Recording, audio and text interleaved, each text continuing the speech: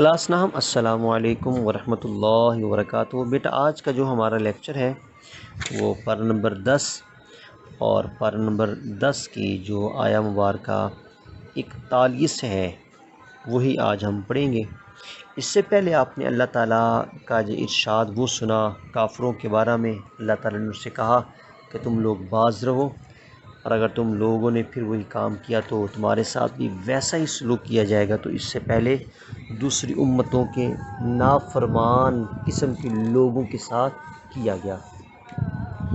فرمایا وَاعْلَمُوا أَنَّمَا غَنِمْتُم مِّن شَيْءٍ، اور جان لو جو کچھ بھی تم مال غنیمت حاصل کرو، فَأَنَّ لِلَّهِ خُمُسَهُ، تو اس مال غنیمت کا جو 5واں حصہ ہے وہ اللہ کا ہے، وَلِلرَّسُولِ، اور رسول خدا کا ہے، وَلِذِي الْقُرْبَى وَالْيَتَامَى، اور قرابت داروں کا، یتیموں کا، والمساکین، مساکین جو محتاج ہیں ان کا، وابن السبیل، اور مسافروں کا۔ تو اللہ تعالیٰ نے اس میں مال غنیمت کے حصوں کی جو تقسیم ہے وہ بیان فرمائی،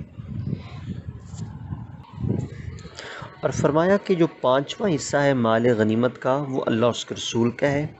اسی 5ویں میں سے ہی جو تمہارے قرابت دار ہیں، یتیم ہیں، محتاج ہیں، اور جو مسافر ان کی مدد کی جائے گی، ان کا ساتھ تعاون کیا جائے گا، اور جو باقی 4 حصے وہ مجاہدین کے ہیں، وہ مجاہدین میں تقسیم کیے جائیں گے۔ آگے فرمایا ان کنتم آمنتم باللہ، اگر تم ایمان لائے ہو اللہ پر، وما انزلنا علی عبدنا، اور اس پر جو ہم نے اپنے بندے پر نازل کیا، یوم الفرقان، فیصلے کے دن، یوم التقى الجمعان، جس دن دونوں فوجیں ملی تھیں، واللہ علی کل شیء قدیر، اور اللہ تعالیٰ ہر چیز پر قادر ہے۔ اب ہونا یہ چاہیے تھا، یہ اللہ تعالیٰ نے کیوں فرمایا کہ اگر تم ایمان لاتے ہو اللہ پر، آخرت پر، یہ کیوں فرمایا؟ اس کے بیان کرنے کی ایک وجہ ہے۔ وجہ یہ ہے کہ انسان کے دل میں یہ بات آ سکتی ہے کہ یار محنت تو ہم کر رہے ہیں، لڑائیاں ہم لڑتے ہیں، تو حصہ سارے ہمارے ہونے چاہیے، 5واں حصہ جو ہے وہ یتیم، فقراء، غرباء پہ خرچ کیوں کیا جائے؟